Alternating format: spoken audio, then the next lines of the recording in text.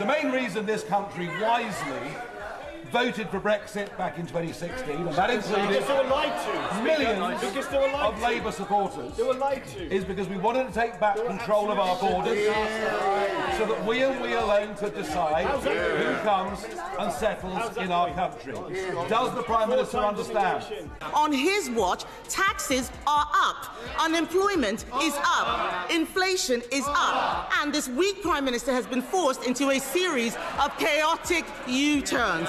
What unfolded in Parliament this week was nothing short of extraordinary and deeply alarming. A session that should have embodied order and accountability instead spiraled into chaos. MPs shouting over one another, a Prime Minister caught in a web of contradictions, and a rare glimpse into the machinery of power that too often runs unchecked. What emerged wasn't just political theatre, it was a stark reminder of how fragile Britain's democratic credibility has become. The people's voice, drowned out by noise, promises, broken before they've even been signed, and a government on both sides of the aisle seemingly more focused on preserving influence than delivering truth. What happened inside that chamber laid bare a system in decay, one where transparency is feared, accountability is avoided, and the establishment will do whatever it takes to keep the public in the dark. The main reason this country wisely voted for Brexit back in 2016, and that included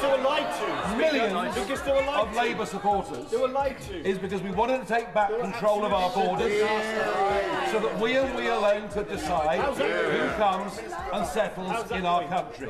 Does the Prime Minister understand that demand today is even greater than it was back in 2016, and that we demand, the country demands, that you say to the French President, will you shut up? That you say to the French President, we will not accept undocumented males across the English Channel, and that you are not dictated to by an increasingly arrogant, anti-Brexit French president. Mr. Speaker, we are fixing the mess that we inherited. We are working with other countries to ensure that we take the measures necessary to stop people crossing the Channel. They are serious answers to serious problems. His proposal for 10 years, wagging the Tory dog, has been to break everything and claim that's how you fix things, to stick two fingers up at your neighbours and then expect them to work with us. And he votes against the Borders Bill, which gives more powers to our law enforcement to deal with security at our borders. And, Mr. Speaker, the reason for that is he has no interest in fixing the problem because he wants to milk it and exploit it. That's the truth about him and his party. Nigel Farage has launched one of his most forceful attacks yet on Sir Keir Starmer's handling of immigration, and the Prime Minister's response, critics say, fell flat. Farage's message was blunt. This is precisely why Brexit happened, because the British public demanded control over their borders. Yet under Labour, he argued, that control has all but vanished. According to Farage, the steady flow of undocumented migrants crossing the Channel is proof of a government unwilling to act. He accused Starmer of capitulating to pressure from Paris, describing Britain's relationship with France as one-sided and submissive. Rather than taking responsibility, Starmer deflected blame toward the Conservatives, a move that, to many, reinforced the perception of a leader more comfortable explaining failure than confronting it. The charge is serious, that Labour's quiet acceptance of high migration is not incompetence, but design a calculated strategy that places ideology above sovereignty. Whether that claim holds or not, it cuts to the core of Britain's ongoing political divide. Who truly governs the borders, Westminster or the will of the people? Mr. Speaker, during PMQs today, the Honourable Member for Clacton asked what I thought was quite a reasonable question, because I knew what the question was going to be, but during PMQs, I couldn't hear a single word. I'm sure people in this chamber couldn't, because people like the Honourable Member for Dewsbury behind me never shut up all the way through. The Honourable Member for Clacton was trying to ask a reasonable question.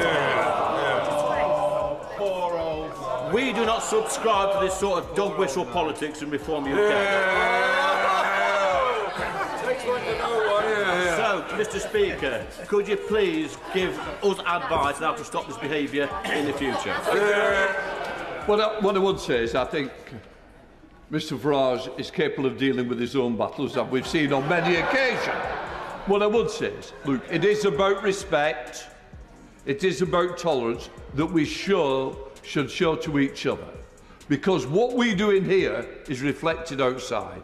So please, let us show common sense, but respect for each other. Lee Anderson has drawn attention to something that should deeply concern every voter: the sheer dysfunction inside the House of Commons. According to Anderson, MPs can barely hear one another during debates because of constant shouting, heckling, and interruptions. It's not just noise, it's a symptom of a political culture in freefall. He singled out the member for Dewsbury, accusing them of disrupting proceedings from start to finish while others tried to ask legitimate questions. It may sound trivial, but it speaks to something larger: a parliament so consumed by theatrics that meaningful debate has become almost impossible. Anderson's criticism goes beyond individual behavior. He condemned what he described as a complete breakdown of democratic order, where representation has turned into performance, and substance has given way to spectacle. The Speaker's restrained call for respect and tolerance was, to many, further proof of an establishment more interested in decorum than accountability. When lawmakers can't even communicate effectively within the chamber, the question becomes unavoidable: how can they claim to speak for the people beyond it? Prime Minister, this: if he genuinely wants to fix the problem and not strip away the rights of children and parents in some cost-cutting exercise, then we have 72 votes to help.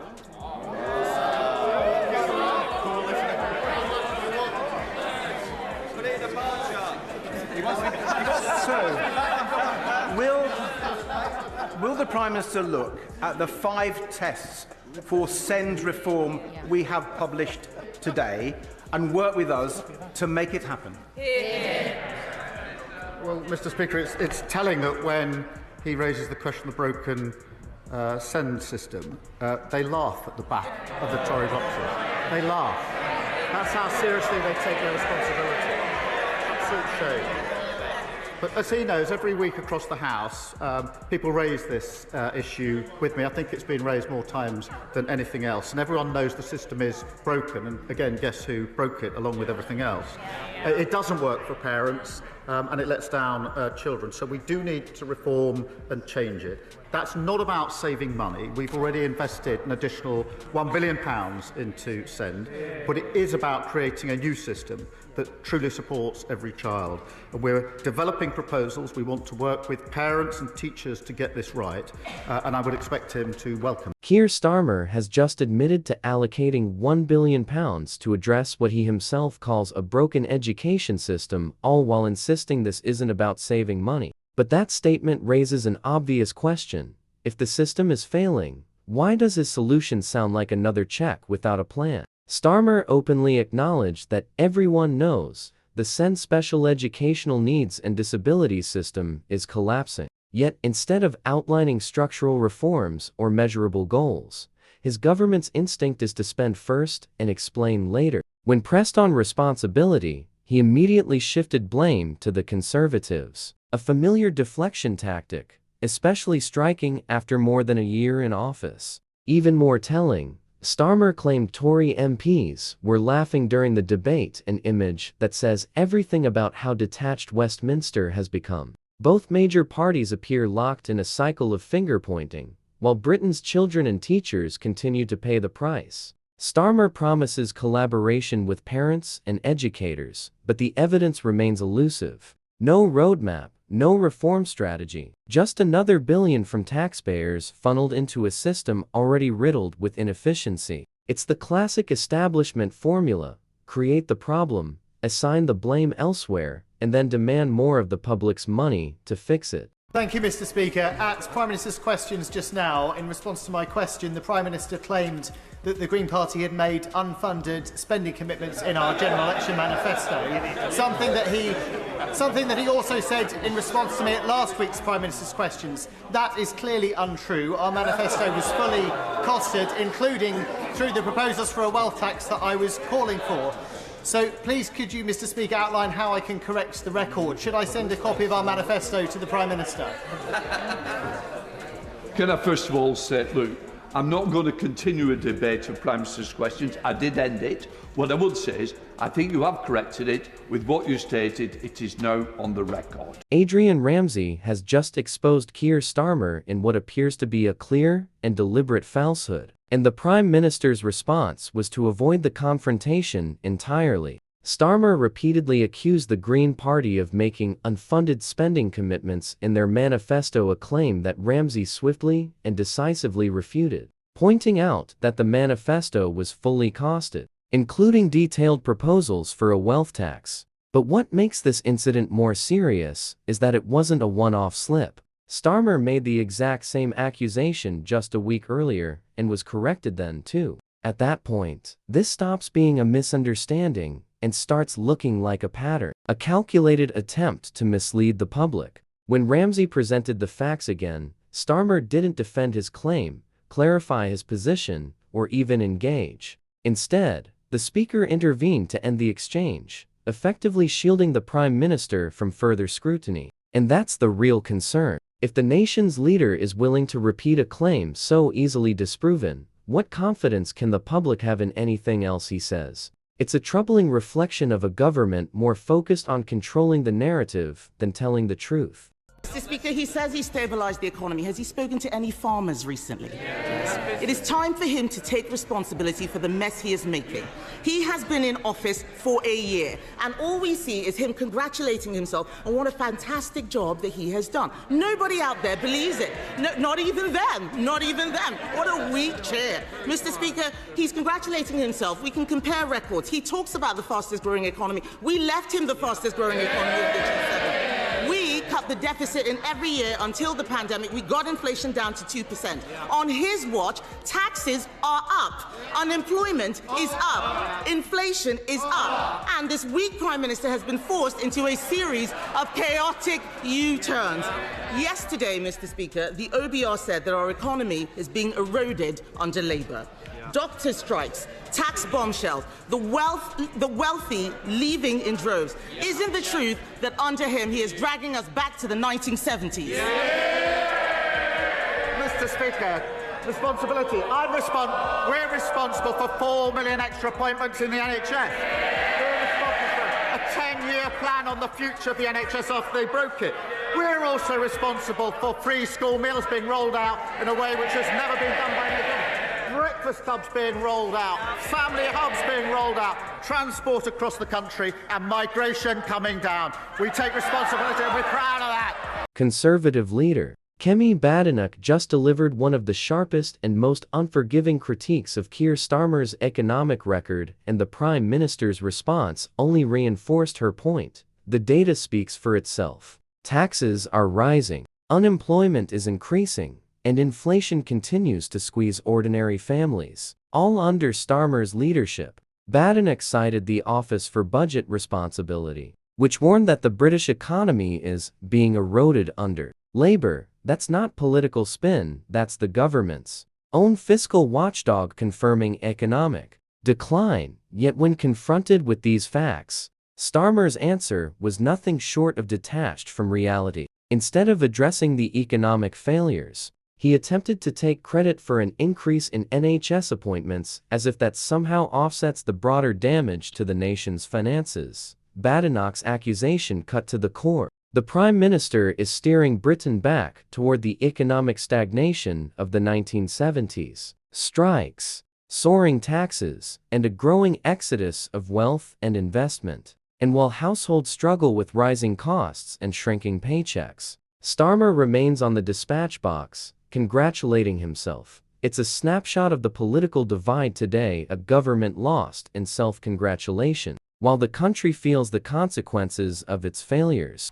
We're focused on getting our money back. I can confirm the Commissioner is now investigating fraud involving bounce back and business support loans, and we will continue to go after the fraudsters, the drifters and the con artists, no matter who they are or where we find them. The opening remarks in Parliament revealed something the establishment would rather you overlook: a massive fraud investigation into the government's own pandemic-era loan schemes. Officials now claim they're pursuing fraudsters and con artists to recover lost funds. But that's not the real story. The real question is, how did billions of pounds in taxpayer money vanish so easily in the first place? And who, exactly, was meant to be watching? The casual way this was mentioned as if it were a routine administrative issue speaks volumes about how normalized government incompetence has become. While ordinary citizens struggle to pay their bills, billions of pounds disappeared into the hands of criminals. And the government's answer is yet another slow-moving,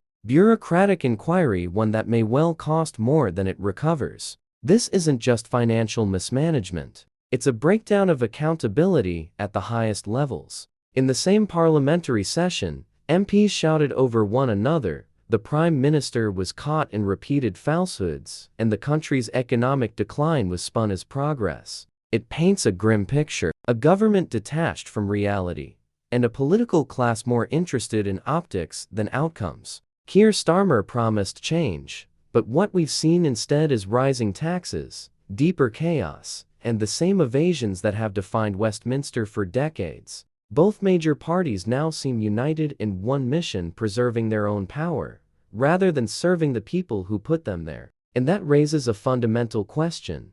If this is how they behave when the cameras are on, what happens behind closed doors? It's a question every British citizen should be asking, because real democracy depends on accountability, and right now, accountability is nowhere to be found. If you believe it's time for genuine transparency and leadership that puts the public first, make your voice heard, because, in the end, that's the one thing the establishment truly fears.